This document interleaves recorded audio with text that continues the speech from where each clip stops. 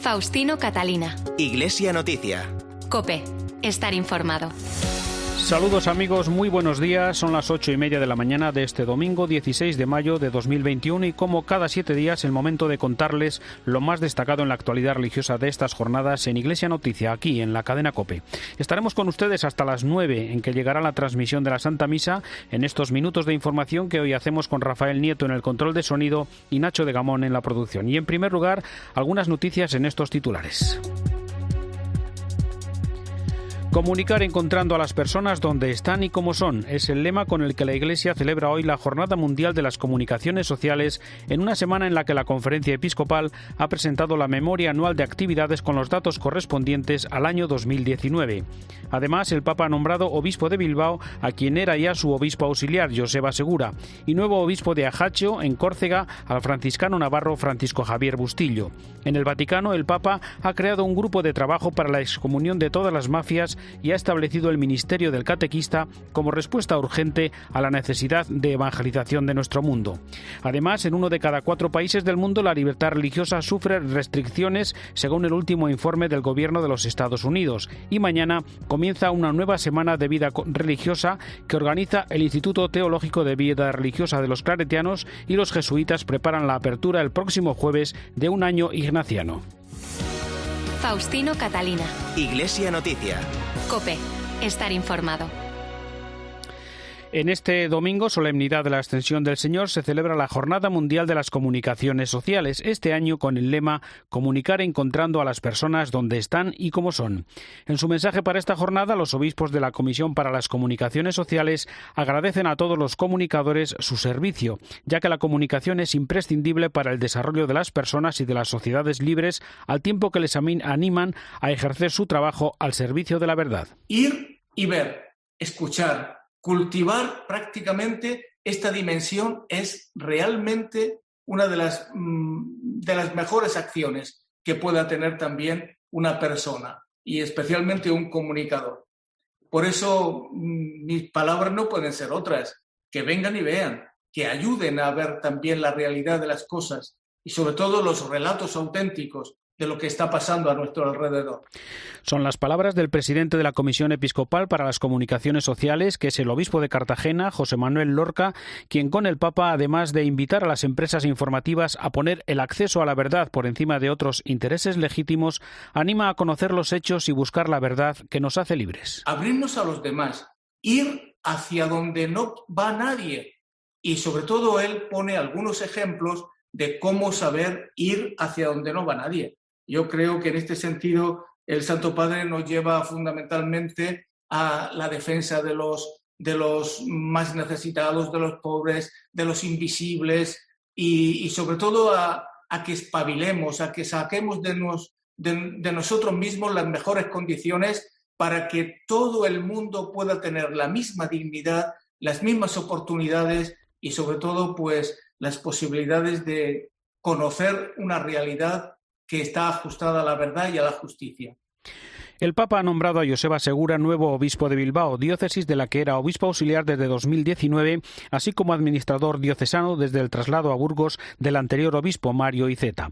Licenciado en Psicología y doctor en Teología, también realizó un máster en Economía y trabajó 12 años como misionero en Ecuador. COPE Bilbao, Eloísa Santiago, buenos días. Buenos días. La confirmación del nombramiento por el Papa Francisco de Joseba Segura como titular de Bilbao ha sido recibida con agrado y alegría en la diócesis vasca. Nada más ser designado por la Santa Sede, obispo de Bilbao, el 7º en la historia, don Joseba Segura ha indicado que su principal reto es llegar a los jóvenes y convencerles de que merece la pena seguir el Evangelio y a Jesús. A largo plazo, la preocupación más grande que tiene cualquier obispo y cualquier persona que valore un poco la fe que ha recibido es ¿qué pasa con los jóvenes?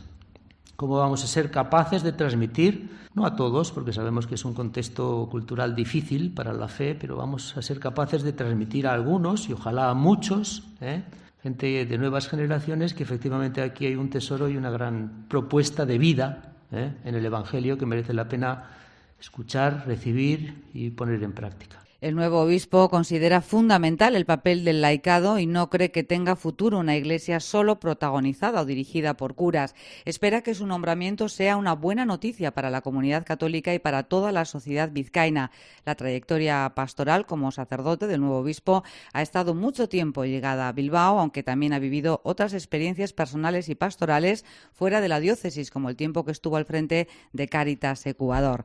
Tras su designación, el 3 de julio, se producirá su toma de posesión en la Catedral de Bilbao a las 11 de la mañana.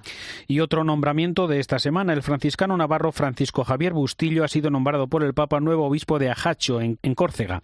En la actualidad era delegado episcopal para el santuario de Lourdes, guardián del convento San Maximiliano Kolbe en esta localidad francesa y también delegado para la protección de los menores y personas vulnerables. Les contamos también en Iglesia Noticia que la Conferencia Episcopal Española ha presentado la memoria de la Iglesia Católica con los datos referentes a su labor litúrgica, pastoral y caritativa. Más de 4 millones de españoles, 1 de cada 10, ha recibido alguna ayuda en centros asistenciales de la Iglesia. Y entre los muchos datos, los millones de horas del voluntariado de sacerdotes, religiosos y laicos, la labor de los 2.500 centros católicos concertados, con 1,5 millones de alumnos que han ahorrado al Estado 3.700 millones de euros, o también el patrimonio de la Iglesia, el servicio al culto y también a la cultura, y también generador de actividad y riqueza económica. La memoria para el secretario general de la Conferencia Episcopal, Luis Argüello, es un ejercicio anual de transparencia y agradecimiento. Por una parte hay un deber de rendición de cuentas, un deber de transparencia, pero sobre todo yo creo que sobre el deber emerge el agradecimiento. El agradecimiento a tantísimas personas que, siendo la Iglesia, expresan lo que la Iglesia es a través de su hacer. Un hacer que está relacionado con la palabra de Dios, un hacer que está relacionado con las celebraciones litúrgicas, un hacer que está relacionado con la expresión de la caridad en sus diversas formas, ¿no? Es un ejercicio de agradecimiento, además de ser un deber de rendición de cuentas y de transparencia. Aunque esta memoria no recoge todavía los efectos de la pandemia, el presidente de la Conferencia Episcopal, el cardenal Omella, destaca la importancia de los pequeños gestos de cada día. Si una pequeña persona en un pequeño rincón del mundo hace una pequeña cosa con amor, el mundo cambia. Y es verdad, cuando tú te entregas con amor, aunque solo sea dar una moneda, aunque solo sea pasar un rato de compañía con una persona, cuando tú le ayudas a un pobre que está en la calle o que está en la puerta del comedor de una parroquia, cuando tú le llevas un café por la noche a ese transeúnte en la calle, esos pequeños gestos que no aparecen en ninguna memoria, todo eso hecho con amor, eso transforma. Y esto significa que hay una primavera nueva en la Iglesia. Algo nuevo está brotando, no lo notáis, es la generosidad de tantos jóvenes que están metidos en ese torrente de caridad.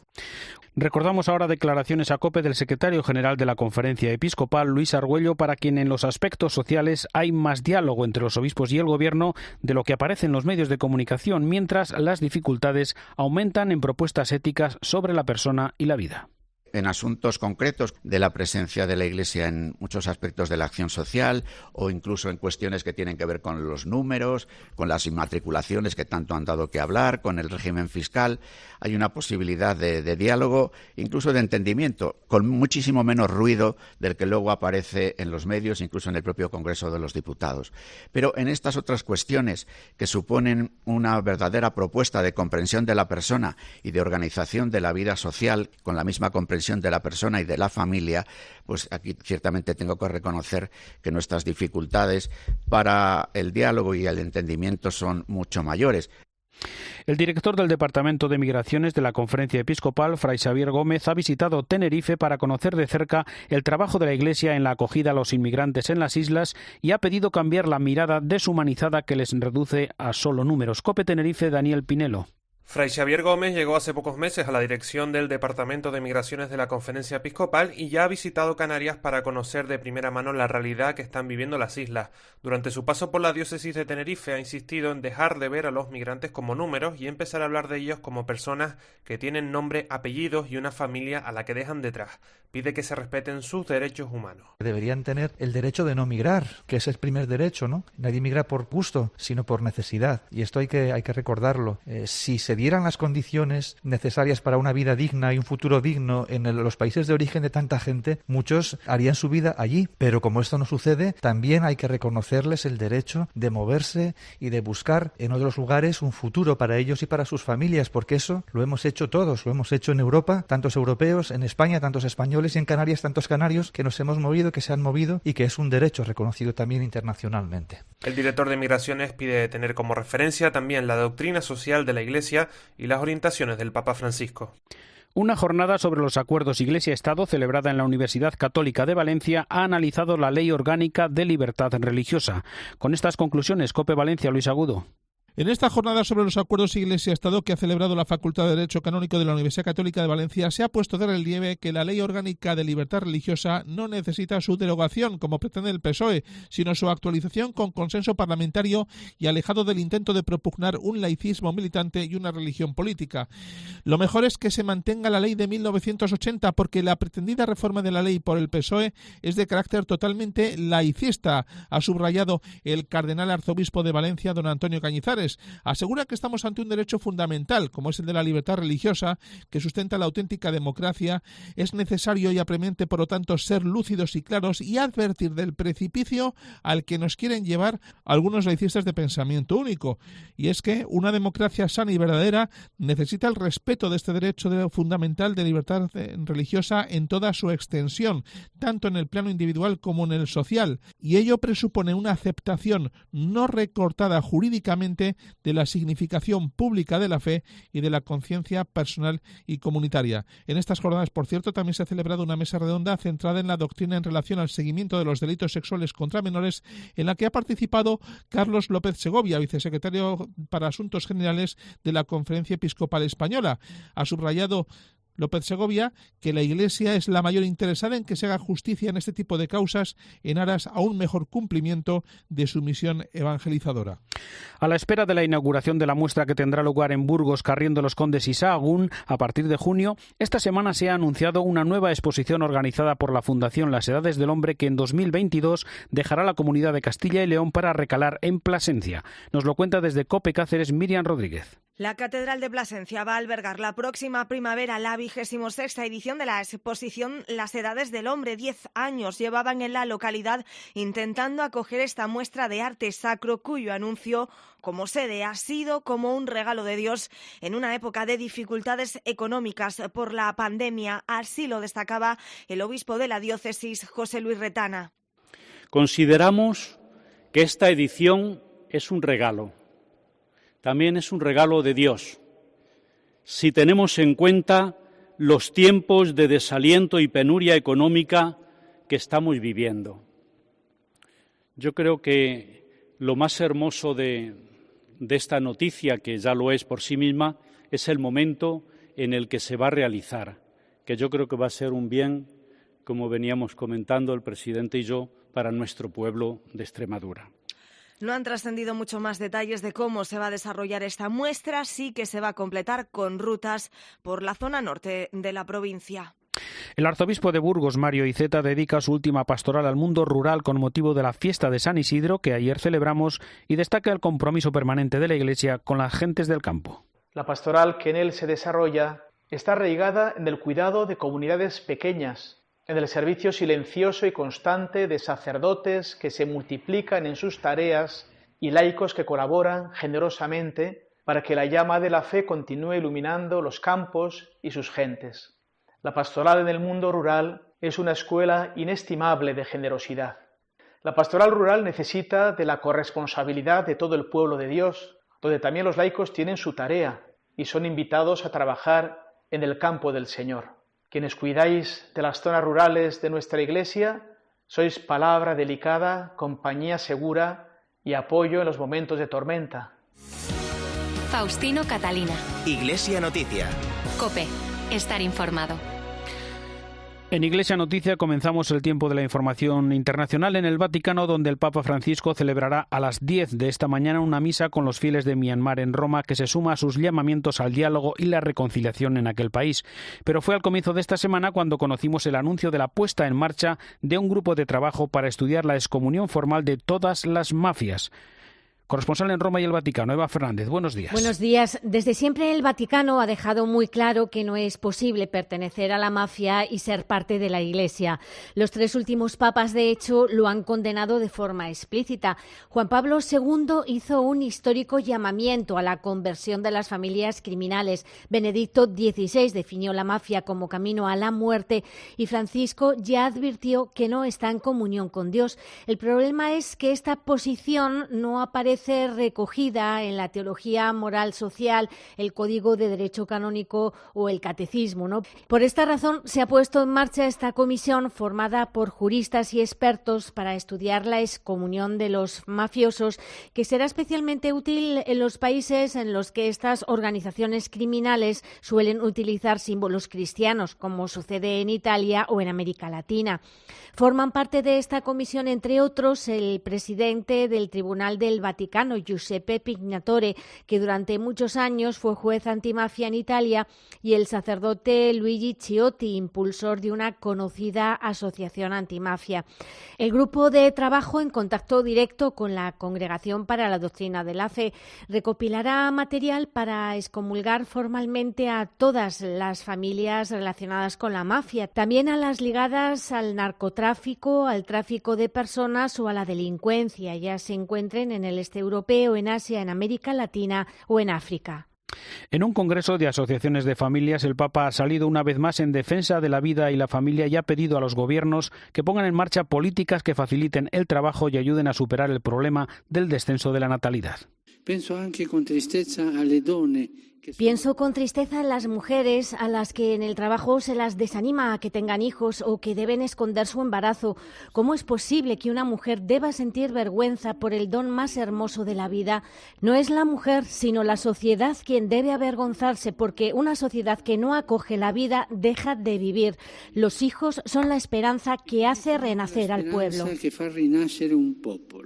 Y nos queremos detener ahora en un decreto del Papa que ha establecido el ministerio del catequista como respuesta urgente a la necesidad de evangelización del mundo contemporáneo. Un documento muy esperado, pero que, como recuerda el Papa en la introducción, no se trata de una novedad, ya que en la historia de la evangelización ha sido fundamental la eficaz misión de los catequistas y hoy su presencia es aún más urgente. Por este motivo, recibir un ministerio laical como el de catequista da mayor énfasis al compromiso misionero propio de cada bautizado, aunque el texto advierte que no se puede caer en ninguna forma de clericalización. En la presentación del documento, Rino Fisichella, presidente del Consejo Pontificio para la Promoción de la Nueva Evangelización, subrayaba que en el motu proprio no se habla de personas consagradas, y no porque no puedan ser catequistas, sino porque su vocación ya implica esta dimensión. La institución de este ministerio es, por lo tanto, laical. Esperamos que a partir de ahora el proceso de evangelización continúe su fructífero camino y que los millones de catequistas que diariamente dedican su vida a este antiguo y siempre nuevo ministerio redescubran su vocación para una comprometida renovación del proceso catequístico en beneficio de la Iglesia y de las nuevas generaciones. El texto cita además las características de los buenos catequistas: acogedores, generosos, que reciban la debida formación bíblica, teológica, pastoral y pedagógica para ser comunicadores atentos de la verdad de la fe, dispuestos a ejercer el ministerio donde sea necesario y animados por un verdadero entusiasmo apostólico. La Congregación de Culto Divino publicará en breve el rito de institución por el que un gran número de fieles laicos, hombres y mujeres de todas las edades, pasarán a ser oficialmente colaboradores del obispo, cuya misión, según la Carta Apostólica, es la de ser el primer catequista de su diócesis. El Papa Francisco ha recibido en audiencia al arzobispo de Toledo, Francisco Cerro, acompañado por el presidente de Castilla-La Mancha, Emiliano García Paje, y la alcaldesa de Toledo, Milagros Tolón. Además, se ha presentado en Roma el libro En camino con Ignacio. Es un diálogo del superior general de los jesuitas, Arturo Sosa, con el periodista Darío Menor en vísperas del comienzo del año ignaciano. En este encuentro, que duró casi 45 minutos, el Papa mostró su preocupación por la situación de la pandemia en el mundo y, dirigiéndose a los políticos, les pidió que salgan a la calle para darse cuenta de las necesidades de los ciudadanos. Pero efectivamente, como señalabas, la actualidad de la Iglesia en Roma ha estado marcada por la presentación del libro En Camino con Ignacio, resultado de 24 horas de conversación entre el padre Arturo Sosa y el periodista Darío Menor, en el que se afrontan grandes cuestiones del momento como la pandemia, la crisis espiritual de la humanidad, la situación actual de la Iglesia y de la Compañía de Jesús, la crisis de Venezuela o la relación con el primer papa jesuita de la historia. Los jesuitas son hoy probablemente la navaja suiza con la que cuenta la Iglesia Católica para responder a los retos más diversos que afronta. Debido a su espiritualidad, pero también a su formación, estamos hablando de más de 15 años de estudios, y también a su creatividad, que es algo que no hay que subestimar. Una lectura que no deja indiferente porque se trata de un libro instrumento que incluye textos para la reflexión que invitan a mirar la historia personal y del mundo con ojos nuevos, abriendo paso a la conversión y al discernimiento. Durante la presentación mundial del libro, el superior general de los jesuitas avanzó que viajará pronto a Manresa. Lo que sí puedo decir es que yo voy a Manresa. ¿Ah, sí? El 31 de julio. Espero estar allá para la fiesta de San Ignacio. O sea, que bueno, porque ese fue el camino, ¿no? De Loyola a Manresa para comenzar el año ignaciano. En Camino con Ignacio se publica simultáneamente en 10 idiomas justo cuando comienza el año ignaciano, cuyo objetivo es invitar al mundo a mirar su realidad de una manera más profunda. Gracias, Eva. Efectivamente, también este libro que ve la luz en vísperas del año ignaciano se detiene en su comentario desde Roma nuestro colaborador Antonio Pelayo. Buenos días. Buenos días. En mayo de 1521 la ciudad de Pamplona es asediada por 12.000 soldados franceses rendidos al invasor. La mayor parte de sus habitantes, solo un puñado de valientes resiste el último asalto. El 21 por la tarde, una bala de cañón atraviesa una hendidura de la fortaleza y hiere gravemente a uno de sus defensores. Se llama Íñigo López de Loyola, no ha cumplido aún los 30 años y el cañonazo le ha destrozado una de las dos piernas. Una herida que va a obligarle a someterse a dolorosas operaciones y a permanecer en cama varios meses.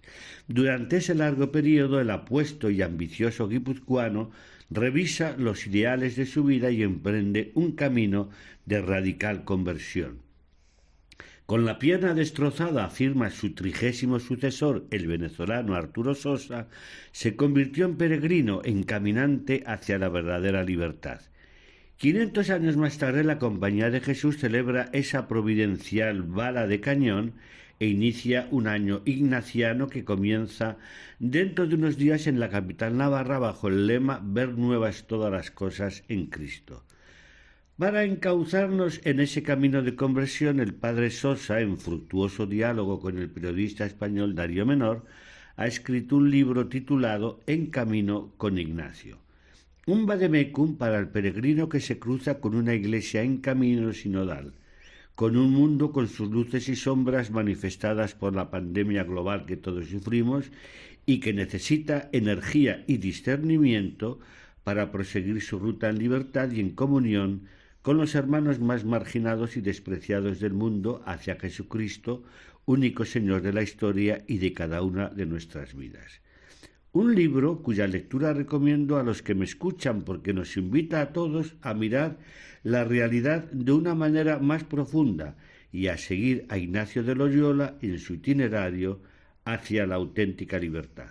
Desde Roma les ha hablado Antonio Pelayo. Gracias, Antonio. De los principales actos conmemorativos previstos para este año ignaciano y del significado de este aniversario ha dicho esto el provincial de los jesuitas, Antonio España. Los aniversarios nos pueden ayudar a entrar en dinámica de conversión, que necesitamos todos, porque es un proceso que no se acaba. Creemos que ya nos hemos convertido, pero la conversión es un proceso constante donde nos encontramos que necesitamos siempre crecer para hacer presente hoy el Evangelio. Estamos invitados a afrontar heridas para curarlas, a hacer un camino espiritual profundo y no superficial.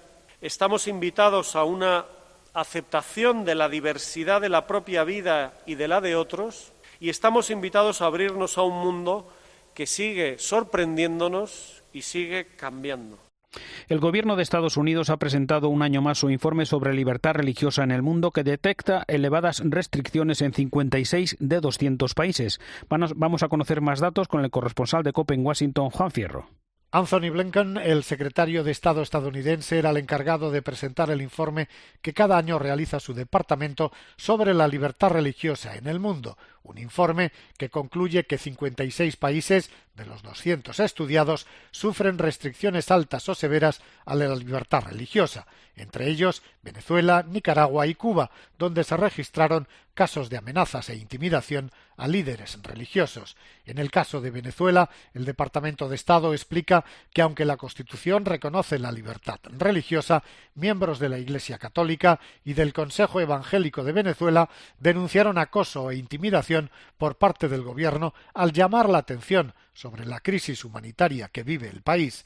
En Nicaragua, el informe detalla denuncias similares por parte de la Iglesia Católica, así como daños a lugares de culto por parte de grupos favorables al gobierno de Daniel Ortega. Con respecto a Cuba, el Departamento de Estado afirma que el Partido Comunista Cubano, a través de la Oficina de Asuntos Religiosos y del Ministerio de Justicia, busca controlar de manera continuada la mayoría de aspectos de la vida religiosa. El informe critica también a Arabia Saudí, el único país del mundo que no tiene ni permite un solo templo cristiano. Y sobre China, el informe es especialmente crítico. El gobierno chino, se puede leer en este informe, ataca ampliamente la libertad religiosa y mantiene sus violaciones de los derechos humanos y el genocidio contra los musulmanes uigures y otros grupos religiosos minoritarios.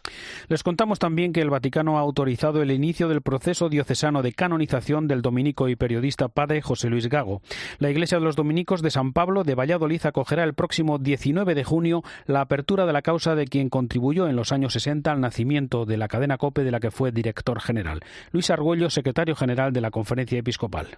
La apertura del proceso de beatificación de José Luis Gago es una alegría para la diócesis de Valladolid, que ha querido promover esta beatificación juntamente con los padres dominicos y con un protagonismo grande, además de su familia, claro, de muchos amigos periodistas. Pero yo creo que tiene una importancia singular para el periodismo en España, para lo que significa la presencia también de la Iglesia en el mundo de la comunicación a través de medios propios.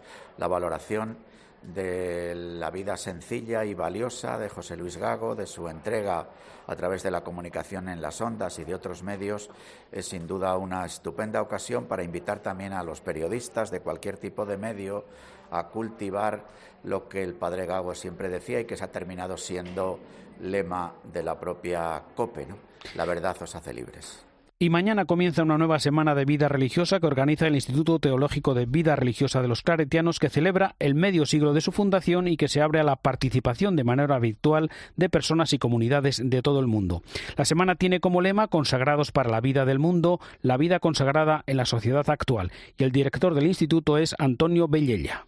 Los temas que abordaremos en la Semana de Vida Consagrada tendrán muy en cuenta esta realidad misionera. La misión que se realiza en lugares concretos, la misión que es una tarea de toda la Iglesia, la misión que se vive en una cultura determinada, la misión que necesita sinodalidad, es decir, trabajo conjunto de todas las realidades de Iglesia, la misión que no puede olvidar a los destinatarios principales de la palabra de Jesús, los pobres en todas sus modalidades, la misión en un campo tan importante como la familia, y la misión que necesita ser sostenida por una espiritualidad viva, actual y profética.